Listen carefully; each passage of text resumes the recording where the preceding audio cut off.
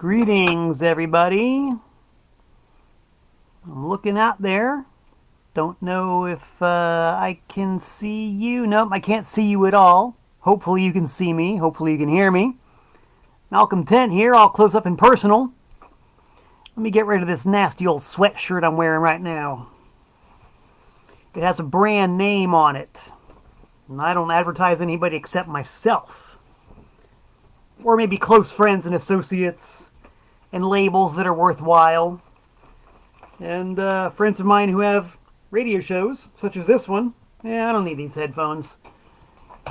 Oh man, it's been quite a day here at the Bonnier Chicken Farm. It's been totally nuts. Had some unexpected car troubles this morning. It's been kind of the mantra around here lately. And so I was up at an extremely early hour this morning. Very little sleep. Lots and lots of running around, lots of activity. So today is going to be an interesting episode of Tent Talks Tunes. You're looking at a man who is under-rested, overstressed, but still determined to carry on and totally rock out. Yes, Mike Feinson. Some of you might remember him as the bass player for a little band called Aware way back when. Hello, Mike. Thanks for tuning in. There's Scott, who reminded me that, yes, I'm on at 7 tonight, not 5. It's been one of those days. Ay, caramba!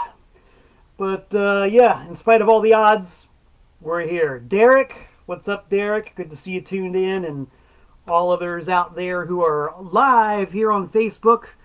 All ships at sea, and anybody who also might be watching this at a later date as archived on my YouTube channel and on Facebook. I always like to do a little bit of a rundown of the week's mail before I get into the topic at hand. Pretty good mail week this week, and you know, as always, I got to give you the address. Malcolm Tent, Trash American Style, P.O. Box 3626, Newtown. That's Newtown, not Newton. Newtown, Connecticut. Malcolm Tent. P.O. Box 3626, Newtown, Connecticut, 06470. Send me stuff. I love getting stuff in the mail. Check out this awesome postcard from, who is this from? Ah, yes, Scott and Janice. Good Devo fans all. Look at that custom, amazing Devo stamp that they had printed. Tell me that's not cool. It's, of course, a Devo postcard. The Spud Boys. Universally renowned Devo tribute band that I have been known to play guitar for on occasion. Look at this, the latest issue of Night of the Bloody Tapes. An honest-to-God print fanzine devoted to VHS horror movies. My boy Artie in San Antonio, Texas sent me this. So I'm going to have a lot of fun reading this because I love VHSs and I love cheesy horror movies. This is going to be really cool.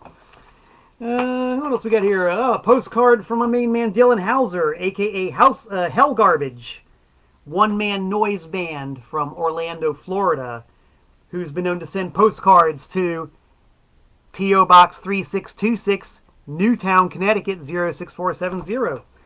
We got a cassette by the Van Huskins. Yeah, these guys totally rock.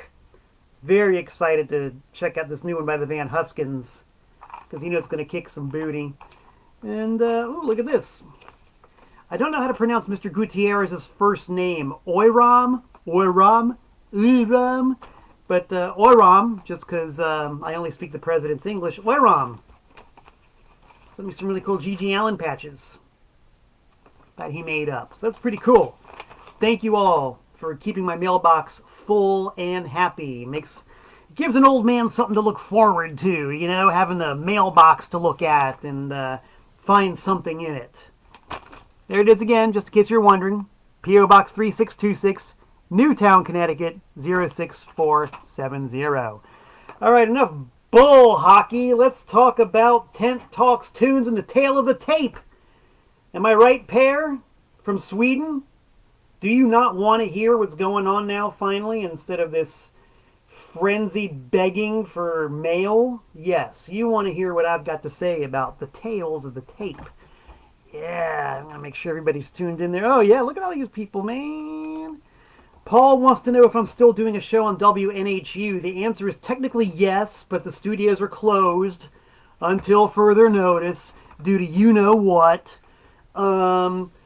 I could pre-record a show and just mail in, but I don't want to do that. I do not want to mail in my radio show. I'm the kind of guy who likes to be in the studio, behind the board, playing records, playing CDs live on the air. I really don't have any interest in pre-recording a show and just sending it in. To me, that's work. It's not really fun to do that. I need to be in the moment, like I am now, creating live in front of an audience. It's sort of, it makes it interesting. I'm literally winging it here and flying by the seat of my pants, and I enjoy doing that. I like the element of unpredictability. So once WNHU is open and accepting live DJs again, yes, I'll be back on the air doing radio with Mr. Ten's Wild Ride, my radio show. Until then, you're stuck with me here on Facebook, so let's enjoy it while we got it. Yeah, man. Matthew Vane says the Van Huskins are amazing live. I don't doubt it. Hello, Billy and Keith and Trusty Nathan Trusty and Murray Gelman from Arizona. Yeah, we got a good full house today. This is going to be cool, man. This is going to be cool. So, all right. The Tales of the Tape. I got a lot of pops on this one. I really wasn't expecting there to be so much interest on this one, but kind of gratifying to see that there is. My original intent was just to kind of tell a couple of stories about bands who have recorded live in the field, but I sort of came to the conclusion that I had to give you some background as to why I'm recording bands in the field and just what this is all about. Why would anybody have boxes and boxes and boxes of cassettes and nowadays CDs of live recordings of bands? So a little bit of a story behind it, and we're going to get into the whole twisted story of it. It begins, as everything begins, with me, Malcolm Tent, from Danbury, Connecticut, with Devo. That's right, you knew that was going to happen. Devo. It all starts with Devo. Because the first concert I ever saw on August 1st, 1980, 40 years ago today, or 40 years ago this year, I tell you, it's been a long one, guys. I'm burnt to a crisp. First concert I ever saw was Devo at the Guzman Cultural Center in Miami, Florida. And I'm sure every one of you guys out there can remember vividly your first ever concert. And please feel free to comment and tell us what your first ever concert was. I love hearing stuff like that, and I love seeing what kind of dialogue results from it. My first ever concert was Devo in Miami in 1980. And the way it affected me was, of course, profound. I mean, it was really something.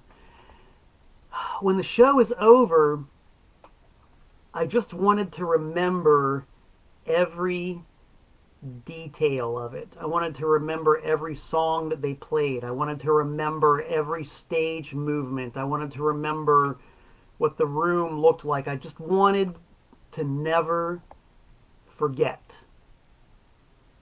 That was just something I really, really, really wanted to keep with me in some way. But it was a live performance. It was a live concert. And, once it's there, it's gone. It's in the moment. So the best I could do was just remember, and dwell on the details and just keep concentrating on trying to remember everything about it that I could. Now, as you guys probably saw in one of my earlier broadcasts where I talked about vintage vinyl bootlegs of the 70s that I grew up on, I was aware, that there were live recordings and stuff like that, obviously, because I collected bootleg vinyl, but I didn't know how these things were made. It was like this really unknown, arcane, mystical, unknowable process that somebody made a live recording of a band playing in concert. It was just something that in 1980, when I was a young guy, I couldn't fathom how it was done, So I was kind of resigned to the fact that I would never be able to relive my concert memories the way that I wanted to. And it was that way for the first few years of my concert going experience. You know, saw Devo in 1980. In 1981, I saw the Pretenders on their second tour, or second album tour. Saw Devo again. Saw my first ever punk rock show in 1982. And, you know, other punk rock shows in 1983 and getting into the early part of 1984. And the whole time just wishing that I could carry the memories and the experience with me at all times, but not knowing how to do it. The breakthrough occurred in 1984, as you might have guessed, since we're at that point in the narrative. Please hold on 1 second. My under-rested, overworked larynx needs hydration. As all of our larynxes do. Let's see what kind of comments we got here. Oh, so many comments. Yeah. We're going to talk about all this later after I sign off. 1984, when I had my first band in Florida called Broken Talent. And we had an entire coterie, if you would, an entourage of friends who I called the Broken Talent Auxiliary Corps. And one of our friends in the Broken Talent Auxiliary Corps was a guy named Dez Spellbound. Yes, Dez Spellbound. Dez, these days, goes by this outrageous pseudonym, George Kelly. I don't know why he calls himself George Kelly. He'll always be Dez Spellbound to me. But Dez Spellbound had a very interesting piece of equipment that he would show up with occasionally at shows and rehearsals. And this isn't actually it, but it was something kind of similar to what I have here in my hand. It was a portable cassette recorder. Now this made things interesting. A portable cassette recorder. It had a microphone built into it. And all you had to do was press the record button, aim it at what you wanted to record, and you were recording. Oh, now the concept is understood and the means are within reach. This was a big deal. When Broken Talent went on our first ever tour, such as it was in the summer of 1984, Dez came with us and he brought this and he recorded a bunch of our shows. Whoa, I could not believe it. It was actually happening. Now, because of this technology, I'm able to carry the moment with me and document it and relive it. This was very cool because I've always had this documentarian bent, as you might have guessed by now. So Dez and his pocket recorder all of a sudden made it real.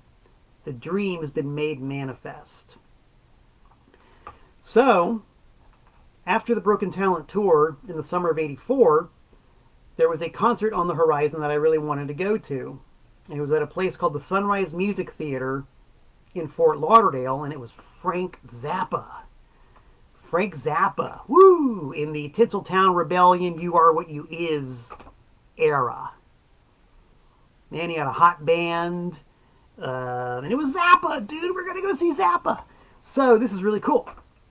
Me and my BFF, my best friend forever, Jill. I see you there, Jill. The story's coming right up. We decided to go see Frank Zappa that night. Like we had already planned we were going to go, but didn't have tickets for whatever reason. We just kind of decided to go to the Sunrise and go to the box office and see what was available for tickets. So we did. Got to the box office. They said, yeah, we got tickets. 2 tickets, 1 pair, no problem. Whatever a ticket cost at that time, 11, 12 bucks, I don't know. So we bought our tickets. And here's the first problem, okay? Because I was intent on recording the Frank Zappa show. Because now that I knew it was possible, now that the technology was here because Dez let me borrow his recorder, now that I knew I could do it, I was going to do it. I was bent on recording the Frank Zappa show. I could finally carry the memories with me and relive the concert experience. I was really, really excited by this. So in 1984, the situation was nothing like what it is today. You know, today everybody's mom and your little kid siblings and your great grandmother, everybody's got a cell phone. And if you go to a concert or anywhere, everybody whips out their cell phone, you know, when the band starts to play Freebird, and they record it on video, no less. And it's just something that happens at concerts, you know. At probably any concert you've ever been to in the last 9 or 10 years, there's always somebody with a cell phone pointed at the stage. And there's nothing you can do about it because everybody's got a cell phone. They're universal. But in 1984, people typically didn't walk around with these things. These were rare commodities, and you really didn't have a reason to be going into a concert with one unless you were up to no good. Like I was. So, step one was getting this thing into the venue without being detected. Okay, and even though it's fairly small, it's not like a cell phone is now. It's, just big enough and just cumbersome enough to where getting it in is kind of a problem. Because in South Florida, even in I think the show was in November, it's jeans and t-shirts. You're not wearing layers of clothes, so you can't stick it under your sweatshirt and no one will see it. There's always going to be the outline of this thing, under your shirt.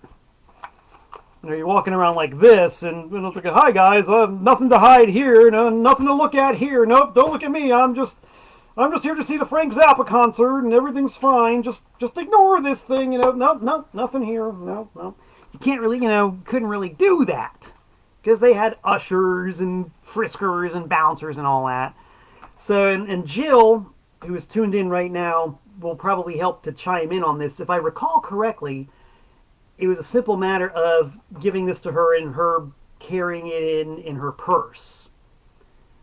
And just sticking it in the bottom of the purse. It's like even if they did look in the purse, which they usually didn't, it was under some cosmetics or something like that. So we were able to get it in. So we got it in somehow, and the usher takes our tickets, and we go in the front door, and we go past the third section, past the second section, down into the first section, and down to front row center. Oh my God. We just walked up to the ticket window and got front row center. Because back in those days, the Sunrise Music Theater had a policy where the best seats in the front were reserved for dinner seats. So you'd buy this really expensive ticket, and they'd serve you some chicken McNuggets or something, a hamburger, and that was your dinner, and then you got to enjoy the concert from the luxury of the front section. And so what we got were unclaimed dinner section seats. And since there was no dinner, they were just like regular ticket price. Whoa, we're front row center to see Frank Zappa. God damn, this is cool. For most people, that would be the ultimate happy ending of the story. But I'm not most people. You probably knew that, but I'm not most people. No. I'm Malcolm Tent, the freshly minted 20-year-old naive, wet-behind-the-ears bambino who is determined to record his first concert with an illicit electronic device. So we're front row center. Kind of problematic if you want to do something nefarious like that, because obviously the band is right there. We were right in front of Frank. And on top of that, we had an usher standing right in front of us. It's like if this was my seat and the stage is behind the camera, the usher was right there, arms crossed, facing me. And I'm sitting here. So, how are you going to, even such a small, somewhat unobtrusive device like this, how the hell am I going to get it out and, turn it on and record it with this guy standing there? I honestly don't remember how I did it. I really don't. I'm going to guess that when the lights went down before the show started, and again, Jill, maybe you remember better than I do, I'm going to guess that Jill handed the machine to me while it was dark, and I fumbled around and hit the record button and stuck it in my lap and sat there innocently while the show began. And so the show's on, and the bouncer, I'll just call him for what he is, bouncer, usher, frisker, whatever the hell he was, is standing there, and apparently nothing's wrong. And so, a little while into the set, the bouncer kind of takes a little stroll up the aisle, and that's, of course, my cue to like, is it on? Is it on? Is it recording? Are the wheels still turning? Is the light still on? Yeah, I guess it's... Oh, here he comes! Sitting there, everything's fine. Nothing to look at here, sir. Nope, nothing to see over here. Everything's groovy. I'm just an innocent concert goer. And this repeated itself several times throughout the show. He'd take a little walk up the aisle, and I would... Is it working? Is it work? Does Frank see me? Is it working? Whole show. Show goes on. I somehow managed to not only flip the tape, but switch the tape because Frank played like a 2.5-hour set. All the time, undetected by the usher. Until the show was over, and Jill and I are standing up ready to leave in triumph, and the usher comes up to us and says, all right, give me the tape. And Jill played it cool. She said, oh, ha, ha, ha, you're so funny. Ha, ha, ha. And he said, no, I want the tape. And I do remember she had it in her purse. I do remember that. So she very begrudgingly reached into her purse, grabbed the tape, and gave it to the bouncer. And that was his moment of triumph. Ha ha! He got the tape! Ha ha ha ha! Which no doubt he took home and made copies of to sell for his cronies. I'm not cynical. So, he got the tape. But he only got the first part of the show. The second part of the show was still on my person in the recorder. So, alright. So far, so good. We're not batting 1,000, but we're batting, 250. So we leave, go out to the car, and of course the first thing I want to do is listen to it. So we pop the tape out, stick it in the car cassette deck, blast it in the parking lot, and people are like, hey, that's the show. All right, yeah. I remember specifically that Philip George Blumel was one of those people. He walked by us in the parking lot and said, oh, wow, you recorded that. That's pretty cool. And I'm like, ha ha, yes, I did, didn't I? I overcame all odds and faced down all danger. And I beat the man, and I have a recording of the concert. Which I can then relive.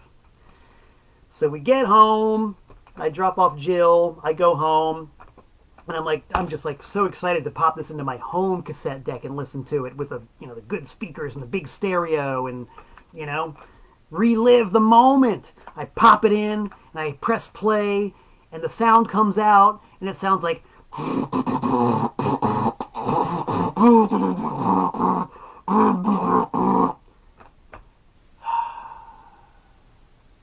Totally blown out, distorted, overloaded, unlistenable mess.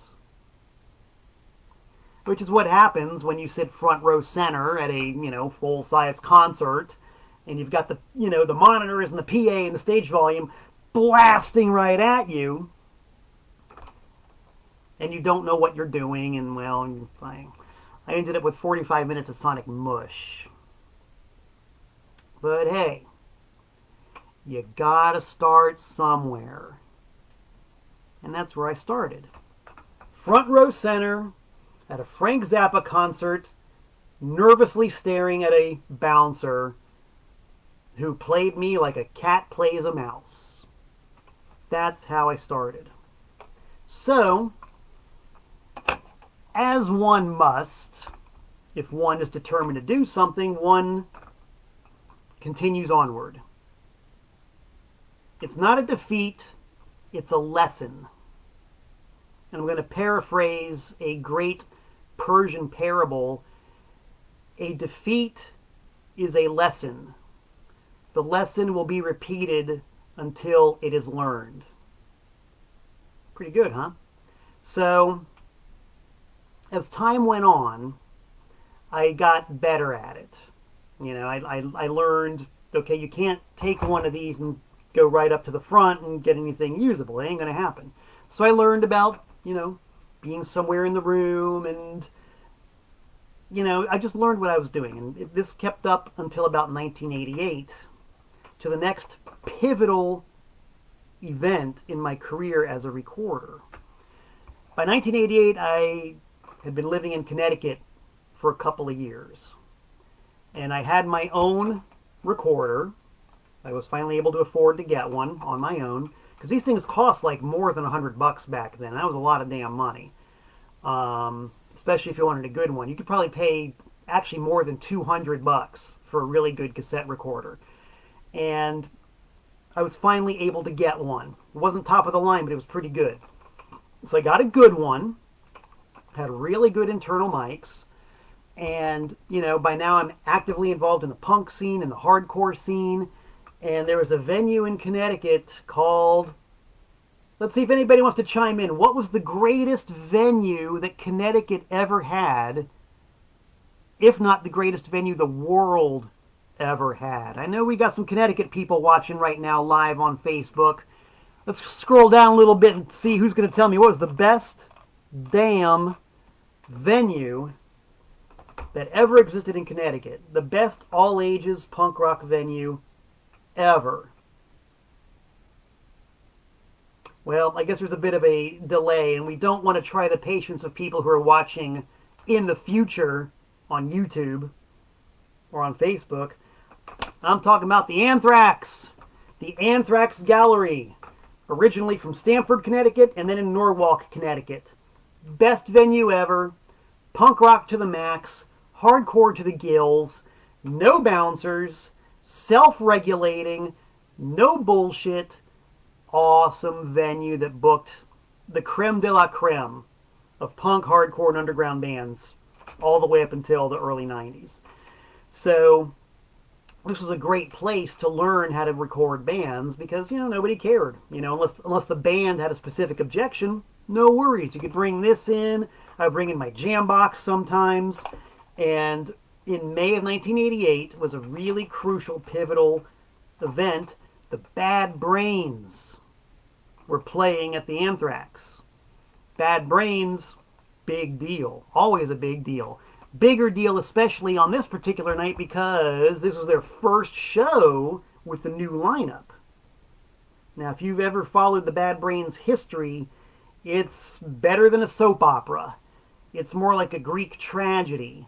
It's a damn mess is what it is.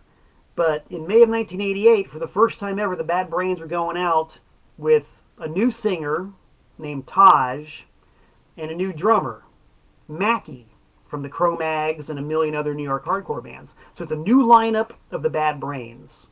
Something that nobody ever thought was going to happen. So I, of course, went, and I, of course, was ready to document, And by now I'm pretty good at it. So I knew that if you're going to record a show in a big room, typically the best place to stand, and we learned this the hard way with Zappa, is not in front, but in the back. As close to the soundboard as possible. Because typically, since the sound guy or gal is mixing the show, the sound has to be aimed toward them in order for them to get the best idea of how to balance everything. So ideally, the sound is coming right there at that one spot in the room. And that's where you want to be if you're going to record something from the air. So that's where I parked myself on this crucial, historically important night where the Bad Brains are debuting their new lineup. And I'm stoked, man, because I love history. I love historical moments. I love the big statement. And here's one right before my very eyes in Norwalk in my favorite club ever, the Bad Brains' new lineup. And the place is packed. I don't know if it's sold out, but there's a ton of people there. Hard to move, nowhere else to go, but I got my spot. I staked it out. I'm ready. Got my recorder there. Bad Brains hit the stage. I expertly pressed the play button. No fumbling now. I knew exactly where to go. I aim it at the stage. And these two young ladies kind of squeeze their way through to the crowd and park themselves right in front of where I am and start having this really animated conversation about something. About some stupid bullshit that nobody cared about then and nobody certainly cares about now. Especially if you're trying to listen to this recording of the Bad Brains and their new lineup making its world debut. Oh my God. I'm in the sweet spot of the room with a good recorder, and these two nincompoops are in front of me going, yeah, boyfriend, teacher, and they wouldn't stop. I swear they wouldn't stop. And there's nowhere I could go. There wasn't anywhere to go. There were no spots by the soundboard because the place was packed. And of course the mosh pit's in full effect, so you can't go up there, you get wiped out. And we already know that you can't get too close to the stage, otherwise it'll get blown out. So I was trapped. I was stuck there. And these two ninnies did eventually go away. But then the whole rest of the night, it was somebody, hey Malcolm, how you doing? This is pretty great, huh? Bad Brains are playing, wow! Or, hey, did you hear my band's got a new demo? Hey, can I give you... It's like, I'm trying to record the show, guys. Have mercy, please. Ugh. I was playing the tape earlier today. And truth be told, overall, it's not that bad. But there's still these interruptions, The music's being stepped upon by people who are clueless. Clueless, I tell you. Clueless. Look how worked up I'm getting. Clueless. And not only that, as good as the sound man was that night, the PA was a little bit less than adequate, and it's still a big boomy room, and it didn't sound the way that I wanted it to sound, crystal clear, loud, in your face, sharp and defined. It sounded like a big old room, boomy and echoey, and a million people chattering and yapping and moshing and, making noise. So I started to think. And we all know that the trouble results when I start to think. I started to think. I was like, there's got to be a better way to do this. There's got to be a better way. I've got to be able to eliminate the frustration. Because here's another piece of advice for you, my friends. The only way to not be frustrated is to eliminate the source of frustration. Work around it, circumvent it, just find a way to beat it. Because there's no way you're never, ever, ever, ever going to be at a concert in a room full of people and not have it be full of chatter and crowd noise and bullshit. That's just the reality of it. So you gotta find a way to circumvent that and just not deal with it at all. You can't defeat it. You can't defeat it. You got to work around it. So I thought, and I flashed back again to the Broken Talent days. Our lead singer, Big Santo, who once again goes by this strange pseudonym now. He calls himself Rick nowadays. I don't know why. But Big Santo showed up at rehearsal one day with a home cassette deck, like a regular old home cassette recorder, and a couple of microphones and a couple of mic stands. And he proceeded to teach me one of the most valuable lessons I've ever learned when it came to recording. He said, if you want to make the best recording possible and you're in a band situation like here in rehearsal, if you want to get the best sounding vocals, you take one mic and you aim it at the PA, because that's where the vocals come from. And if you want the best sounding music, you take the other mic and you aim it at the band, because they're making the music. How simple is that? How simple is that? It's so simple that it took him to explain it to me to twig to it. You simply put the mics where the sound is. So then after that night at the Bad Brains show, I thought, well, how can I apply that to a concert situation? How can I do it? how can I get away from the crowd and as close to the music as humanly possible? And so what I did was I got myself a home cassette deck, a little Radio Shack 4-channel mixer, and some microphones. And through a very long process of trial and error at the Anthrax, thank you, Sheridan Brothers, for running the Anthrax the way you did, because you gave me a laboratory in order to perfect my method. Through lots of trial and error at the Anthrax with lots of great hardcore and punk bands, I slowly developed this system where I could go right up to the very front of the room, and at the Anthrax you could even go onto the stage if it was all possible, and point the mics at the band on the stage, and point a mic at the PA system where the vocals were coming from. Boom! No more crowd noise, no more chatter, because now I'm here on the stage and they're all behind me. And the band is so loud that you can't hear them. And since I've got this mixer, I can adjust the levels. So it doesn't come out like, unless of course it's Godhead Silo and you're supposed to sound like that. That's what Godhead Silo sounds like all the time. But you know what I mean. It's able to get a clean, clear, powerful recording without the distortion and without the crowd noise. And so, same deal. Years and years and years of trial and error, and equipment exchanges and upgrades, and equipment getting cheaper as time went on, and mics getting cheaper and better as time went on. I was finally able to indulge my obsession to relive the moment, to document the music as I heard it and as I wanted to hear it, and to save it, to preserve it, to keep the history alive, and to listen to it anytime I wanted to. That's the perk. If you go into my freshly repaired car tomorrow when I pick it up, you will find in the CD holder a bunch of shows I've recorded.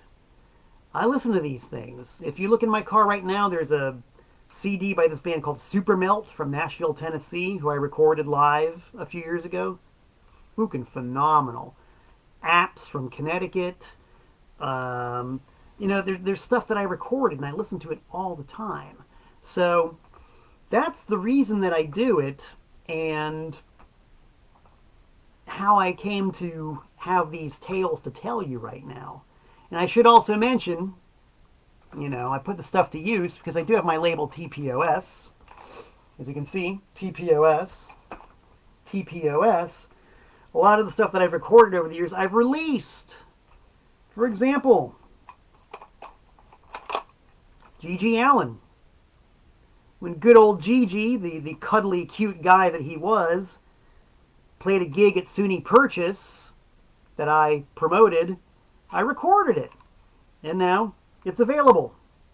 7 inches out of print, but it's available on my label, TPOS, on cassette. How about one of Connecticut's greatest, most angriest punk rock bands ever, The Pissed, recorded live using my method in Danbury, and they gave me permission to release it, and there it is. I can enjoy it, you can enjoy it. Prophononica, arguably America's first ever black metal band. I recorded 3 of their shows. With permission, they let me release it on my label, TPOS. Guys like Nelson Slater, Steam Age Time Giant. This is awesome. I recorded them. He said I could release it. It's out. So we get to relive it. You get to relive it. And all this music that would have been lost forever is preserved. Very important. Nathan Trusty wants to know if the lineup of the Bad Brains I saw was the Rise lineup. No, this was the pre-Quickness lineup. Quickness was originally recorded with Taj on vocals and Mackie on drums. And if you look at the album cover credits, it says Mackie Jason on drums. But Taj originally recorded all the vocals with his own lyrics on those songs. And I actually have a couple of rehearsal tapes from those pre-production sessions, and they're very interesting. So, Quickness. Think about that for a second. I'm going to have to answer all these questions just a little bit later here. Hey, Jeannie, how you doing? So the end result of this magnificent obsession, as you saw in the photo that I posted for this, is boxes and boxes and boxes of cassettes. And what that has devolved into, as time has marched on relentlessly, is boxes and boxes and boxes of CDs. This is one of several boxes of CDs I have of all shows I've recorded live. This is my hope chest. These are my memories, you know. This is my life as I lived it. This is my diary. And it's shareable. Let's see, where was I on... Let's see, on March 26th, 2011, I was at Daniel Street in Milford, Connecticut, watching Thurston Moore and Bill Nays open up for Mike Watt. That was a great show. That was a real good show, man. Daniel Street. Great show. I was there. Do you know where you were on March 26th, 2011? Hopefully doing something as cool as that. Just saying. Let's take a look at this. Where was I? On August 7th, 2013, I was in Buffalo, New York. Had just played a show, and then afterwards bunked on over to the rehearsal space run by the band Casino School, who are a really cool local Buffalo band. And their rehearsal space was in the shadow of the General Mills cereal factory. And they were milling Cheerios that night. And it smelled like Cheerios. It smelled like Lucky Charms. It was the best smell in the world. That freshly milled cereal. In Casino School, we're rehearsing, and I just played a really cool gig, and the breeze was blowing off the lake. This brings memories to life, kids. This is why we do it. This is why we go through all the trouble to record all these shows. Man, great stuff. Sometimes the bands notice that the guy is recording. Most of the time it's not an issue. On a couple of occasions it has been an issue. I'm not going to talk about those because I'm in a good mood. I want to stay in a good mood, and I don't want to mention the names of these bands who have offended me personally. The bands I want to talk about are bands like SNFU, who I recorded in New Haven at the Moon, and in between sets, you know, before the encore, they all left the stage and they saw my mic on the side of the stage, and they all gathered around the mic and said, "Hey, this is SNFU, eh? We're a bunch of Canadians, eh? And we talk funny. I see you're bootlegging the show, eh? Well, you better do a good job of it or we'll be coming after you, eh?" They totally performed for my bootlegger's mic. SNFU, how cool is that? Grant Hart, the beloved Grant Hart from Husker Du and the Nova Mob and Solo Guy. I was recording his band, the Nova Mob, at the Rock Bar in New Haven. Same deal. I got my mics on the stage, and at one point Grant was getting a drink of water, saw the mic, and walked there and said, "Hello, Malcolm. This is Grant. I see that this is a bootleg," and walked away. This stuff lives forever. When I was recording Campervan Chadbourne, which is Eugene Chadbourne and Campervan Beethoven at this place called The Night Shift in Naugatuck, Connecticut, they were doing their demonstration of the electric bird cage and the electric rake, which you should look that up. It's a hell of a thing and quite a sound. I had microphones hanging from the ceiling. And so Eugene Chadbourne's got his electrified rake, and he goes up to the mic hanging on the ceiling and says, "You're a damn bootlegger! You're bootlegging me!" and starts scraping the rake all over the mic and making this god-awful racket into my mic. Hilarious. Real performance art. That is an irreplaceable, unique document from Eugene Chadbourne and Grant Hart and SNFU.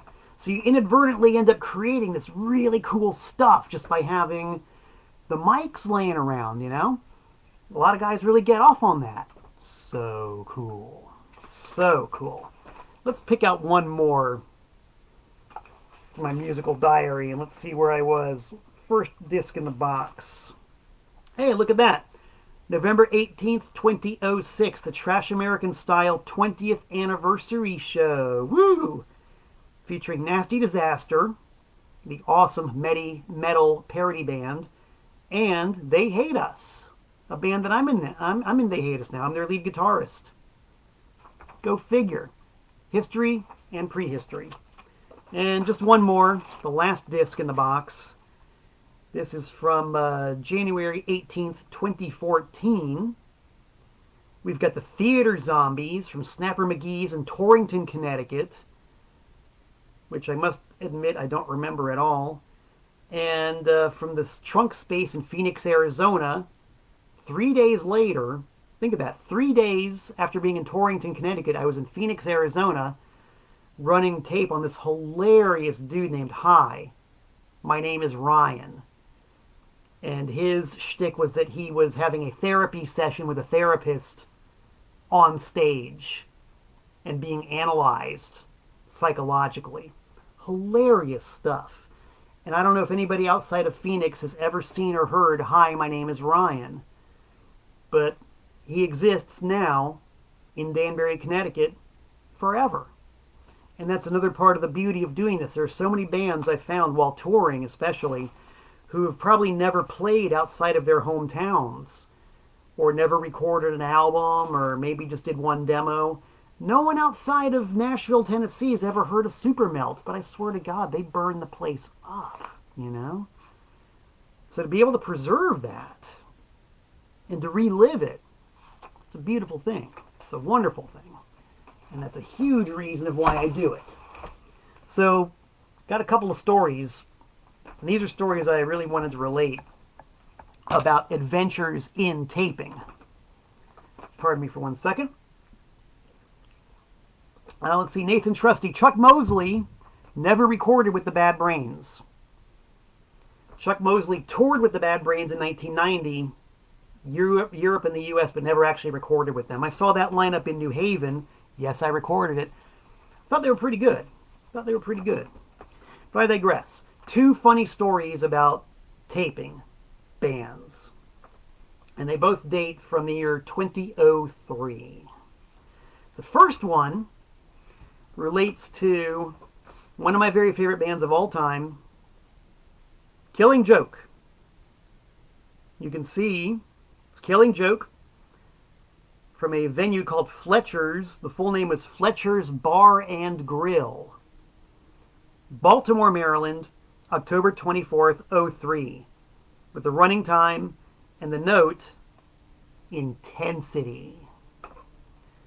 So how did this come to be? Well, Killing Joke. I love them. I'm a mark for them. In 03, they'd come out with an album, self-titled. It's the one that had Dave Grohl on the drums, whoop-de-doo. And they were touring for it. And, you know, my whole thing is whenever a band is touring, I try to catch them as often as I can. You know, finances permitting, time permitting, I really try to catch them as often as I can. And, of course, record all the sets. So Killing Joke are touring in 03, and they're playing 3 gigs in a row. The first one's at the CMJ Music Convention in New York City. Second one's at a venue called the Black Cat in Washington, D.C. And the third one is at Fletcher's Bar and Grill in Baltimore. Rule number 1, when CMJ, the College Music Journal, was actually a thing, and they would have their yearly conventions with tons and tons of bands. It was kind of like a pre-South by Southwest thing. So if you dig the concept of South by Southwest, you can understand what the CMJ Music Marathon was. It's the exact same thing. That would come to town, tons of bands playing, and every one of the concerts populated by chattering morons talking while the bands are trying to play. No good. No good. I experienced that once. This guy, Mark Edwards, who traveled under the name of My Dad Is Dead. Terrible band name, but awesome songwriter. He played a CMJ event, and I wanted to throttle everybody in the room. Every one of them I wanted to throttle. because all they could talk about was the buffet at the Atlantic Records showcase and the free tickets to this and the gift bag from that. Mark Edwards, who rarely played live, could have been a bowl of waxed fruit for all these idiots mattered or cared. And I drove all the way to New York to see Mark Edwards and I had to contend with a bunch of... Remember what I said earlier? I'm in a good mood. I'm going to stay that way. So anyway, I learned my lesson. Don't go to CMJ, even if it's Killing Joke. You kind of do what I said earlier. You simply circumvent the frustration. You don't put yourself in a frustrating situation. You work your way around it. So what does that mean? If you're like me and you love to travel, you go to DC, spend the night, and then see him the next day in Baltimore and head back. Make a quick little weekend out of it. So I did. Saw him in DC, and the next night, as Stephen Smith has just pointed out, Fletcher's was a tiny little venue. Itty bitty. I think it actually was a bar and grill, and correct me if I'm wrong, a bar and grill with a performance room in the back. And it was small. And the almighty Killing Joke is playing this little tiny room. I'm stoked, because that's like the best way to see a band. Up close and personal. I haven't done a Coliseum show in 25 years at least. And even then it had been a long time since I went to a Coliseum show. I don't do Coliseum shows. They're bullshit. I need my band right here. Like that. Need 'em. Need 'em. So Killing Joke's playing this little itty bitty room. Wow. And I, of course, by this time I had a mini disc recorder, which is a very small little recorder. Literally about that big. With a couple of microphones on wires that I could put the mini disc under my shirt, and it's invisible, run the wires up, and clip the mics onto my shoulders. Invisible. But they still require a little bit of setting up. You know, I have to, get the machine calibrated, hit record, make sure the levels are good, and then I'm gold. I'm invisible. Finally, after years, I'm invisible. The invisible recorder. So Killing Joke's getting ready to go on. The lights go down. The intro music's playing. I'm like, okay, this is it. The place is so small, and there weren't many people there. There might have been 20 people there. I mean, it was a small little crowd. So I had this little spot to the side of the room, all to myself, nobody around me. The PA aimed directly at me. It's like mint, golden spot to record a band. And I've got these super duper binaural mics and a great digital recorder. I'm ready to roll, man. So the music's down. So I sit down, hunched over, recording, and the band comes on. And I'm having some kind of difficulty. I forget exactly what it was, but it was taking a minute to get the thing set. So I'm like sitting there, and I figure it's cool, right? Because we're at Fletcher's Bar and Grill in Baltimore. There's only 20 people here. And I mean, yeah, there was a sign up front saying no taping tonight. But I just ignored that. So I'm sitting there getting the thing set up. And I look up, and the bass player, Paul Raven, is staring right at me.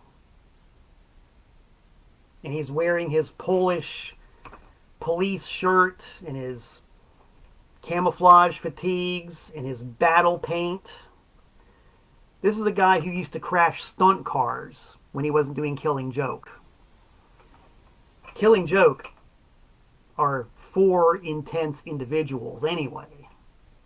We're talking about the composer in residence for the European Union as lead singer, These guys aren't playing golf. So I've got this stunt car driver in full battle gear staring at me, and he goes, "Come here. Becca Serena, come here." I'm like, oh, God. I had to go all the way to Baltimore to get busted by the bass player of one of my favorite bands ever. Oh, my God. So I, walk up to right in front of where he is, and they're playing. The band is playing. And at the time, I had a long, bushy beard that went down past my sternum. 2003, kids, long before it was hip. Just saying. I was the only guy in that room full of hipsters who had a beard like that. Just saying. So I walk up to him, and he bends over and says, "Nice beard." I said, "Oh, thank you." And walked back and stood in the sweet spot with the other 20 people in attendance far away from me, with the sound of Killing Joke just blasting its way into my every pore and into my binaural microphones and into my mini disc recorder. No hassles, no interruptions, and Paul Raven personally told me that he liked my beard. Man, that was a good night. That was a real good night. And I can listen to it anytime I want. Man. That's why I do it. That's one big fat reason why I do it. Moments like that. You can't make it up. You can't relive them. They are unique. As Scott says, Chessboards is a locomotive from the Giddy Up. Chessboards by Killing Joke from the album Brighter Than a Thousand Suns.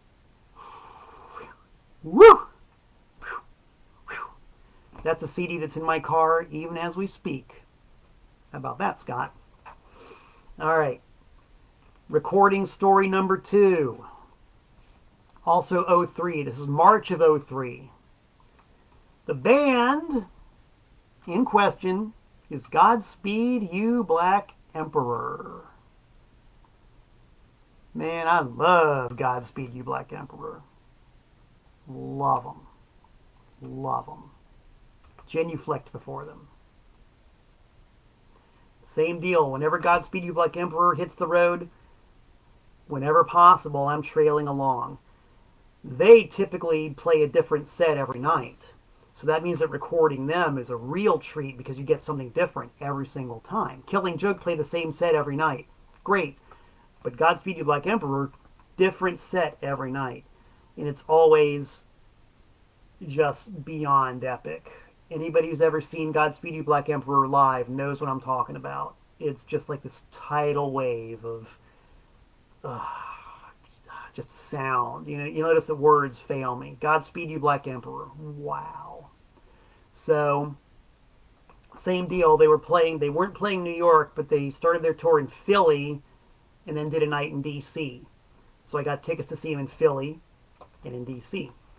A couple days before the show in Philly, I got sick. I got so sick. I had been putting insulation up in my basement, and I didn't have any, there's no ventilation down there. First time homeowner making dumb mistakes. I was breathing in fiberglass fumes, and I got so ill. My lungs were killing me. I felt like I was going to die. I was so ill. Oh, it was horrible. The day of the show comes, and I just did not want to get out of bed. I just didn't want to do it. I felt so bad.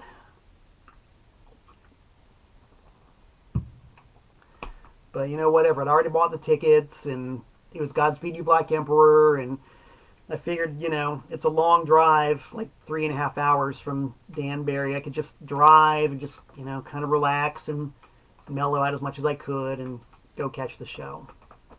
So I get in the car and I drive down, and I just feel so awful. And the whole way down there, I was thinking, man, wouldn't it be cool if they played Gathering Storm? It's like the song I really love by Godspeed You Black Emperor. It's from the Raise Your Skinny Fists to the Heavens Like Antenna album. Song Gathering Storm. And I thought, man, it'd be so cool if they played Gathering Storm. I just love that song. And I just kind of thought that as I drove down to Philly. Got to the venue, which is a place called the Starlight Ballroom. It's like a big old Chinese-American social hall. Probably held more than 1,000, at least 1,000 people. Huge venue. So I get down there on time, and I see that there's a line starting at the front door, going all the way down the block, and all the way around the corner. I'm like, good boy. They hadn't even opened the doors yet. So I grabbed my bag of mics and cables, and I had my 4-track recorder with me. And I go around the block and stand in line. And it's cold out there. It's one of those Philadelphia March days where it was cold. It was well below freezing, and it was windy, dude. It was fucking cold out there. And all I could do was just stand there, sick as a dog. I felt awful. In the cold, got my, all this stuff, sitting on the sidewalk, and the wind is blowing, and I don't know, the band was late showing up, the sound check was running very late, and, they weren't letting anybody in until sound check was done. It's just freezing cold out there and windy, and I just wanted to be anywhere but there. I wouldn't go so, I'll go so far as to say I just wanted to die. It was awful out there, terrible. And so finally, there's some motion in the line. And I see that my screen just went black here on the on my computer screen. So could somebody please chime in and let me know if you can still see me and hear me? Because I'm not really sure what's going on. I don't want the story to be lost in the ether. Look at this. I'm reduced to sitting here staring at a computer screen, waiting for someone to tell me that I'm actually here. Am I here? If I am still here and people are watching this on YouTube later, bear with us. This is the beauty and the joy of doing this thing live. It just kind of happens that way. All right, Scott Monroe says I'm still on, so I'm still on. Okay, so finally, there's a little bit of movement in the line. And I had ordered my ticket by phone, so I had the tickets waiting for me at the front door. So the line starts to move, and they're separating people into ticket holders and to advance ticket purchasers. So I go into the advanced ticket purchase line. And they start letting all the ticket holders in first. Of the 1,000 people there, probably 800 had bought tickets, and they're all streaming in. And I'm standing there in absolute misery. Cold, sick, and watching all these jerks go in before me. How am I going to record this band? So then they let all the will calls in, finally. And I get into the Starlight Ballroom, and there they are, all 1,000 people, sprawled out all over the place.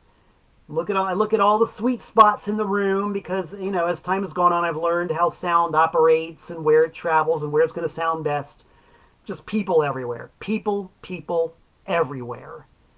And I'm sick, and I'm cold, and I can't get to my sweet spot. I'm like, God damn it, I drove all the way to Philly for this. What am I going to do? I'm going to circumvent the source of frustration. I'm going to go around it. And how do you do that? Where do you go? You go to the stage. It's like P-Funk said, what the great Parliament Funkadelic said. Let's take it to the stage. So, I walk past 1,000 people. I find a little corner of the stage. Right here's the corner of the stage. There's the sound man doing the front of house monitors. I asked the sound man, dude, is there some electricity here where I can plug in my tape deck? He says, yeah, there's an outlet right there. I say, cool, thank you. Plug in my cassette deck. Grab a couple of mics. I put one on the stage, and I put another one on this little stand that was by stage right. I got Godspeed You Black Emperor right there with beautiful stereo mic placement. So far, so good. This place being a Chinese-American social hall, they were selling wonton in the back. Wonton soup and hot plates of food. So I amble on back and get myself a big bowl of wonton soup and some nice fried rice. Get some warmth in me.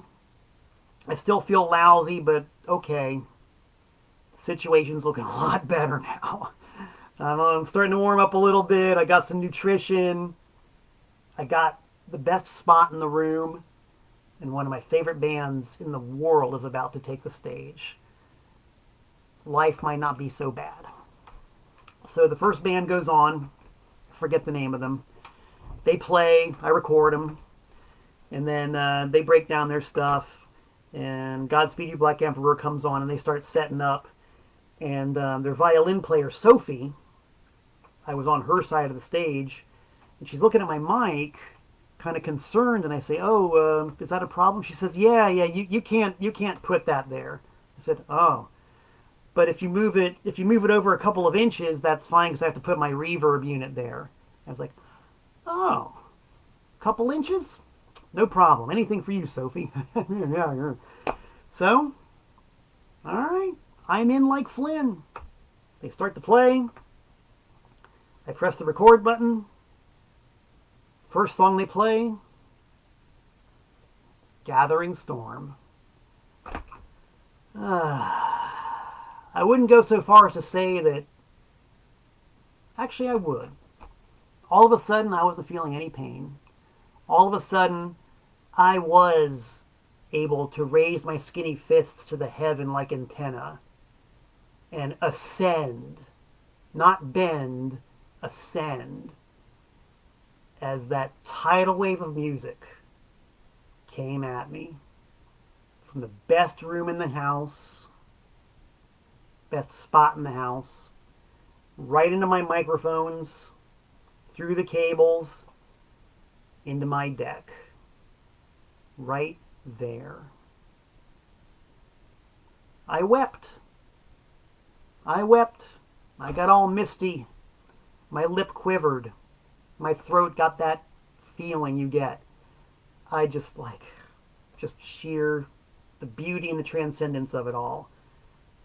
Wonderful. Wonderful.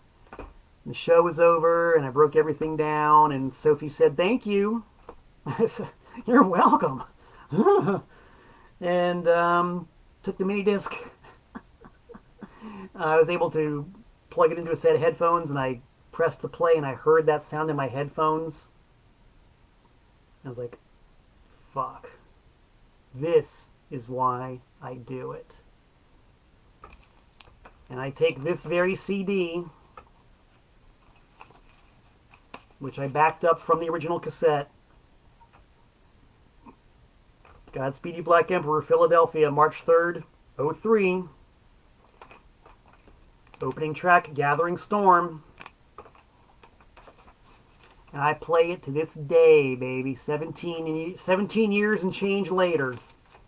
This also, a copy of this is in my car. And that's why I do it. It's an incredible moment that would have been lost forever. It would have just gone into the ether and traveled into some nebula somewhere. And whoever lives on that planet out there by that nebula could probably pick it up on some receptor, but it would be lost to us forever. But here it is. It's there. And it was worth every second, every mile I drove, every minute that I stood out there in that sub-freezing cold, sick as a dog. The results are here 17 years later. I've already forgotten the misery. I feel great, and I'm nice and warm. And the music is here. Thank you, Godspeed You Black Emperor. Thank you, Paul Raven, for not busting me on the spot. And thank you also to all these bands. This is just one of several boxes, man. Thank you to all these bands, including Color Book, including the Donner Party, including Le Rug. All of these bands. You let me set up a microphone and point it at them and allow me to document their irreplaceable, unique performances. And thank you for tuning in and letting me share the tales of the tape with all of yous. I appreciate it very much. Whew! So today, as I speak these words, is October 24th. No, we got to remember how bad I am with dates and times. It's fucking embarrassing. Today is the 14th, October 14th. I'm not 100% sure that I'm going to be going live on the 21st because I should be in Charlotte, North Carolina for the next Anti-Scene Big Broadcast, which is airing on the 25th on Facebook live. We're doing the whole presentation. Lights, sound, smoke, full camera crew, probably some explosions. It's going to be good. So tune in on October 25th for this. If I can do a Tent Talks Tunes next week, I will. If not, the week after. So whatever the case is, I do hope to be back. I really thank you guys for tuning in. Don't forget to check me out. They Hate Us, Anti-Scene, TPOS. I Live to Serve. So that wraps up Tent Talks Tunes. Tent Talks Tunes. I'm going to take a nap. I need it very badly, guys. So thanks again. Until we meet again, this is Malcolm Tent saying so long from the Nutmeg State.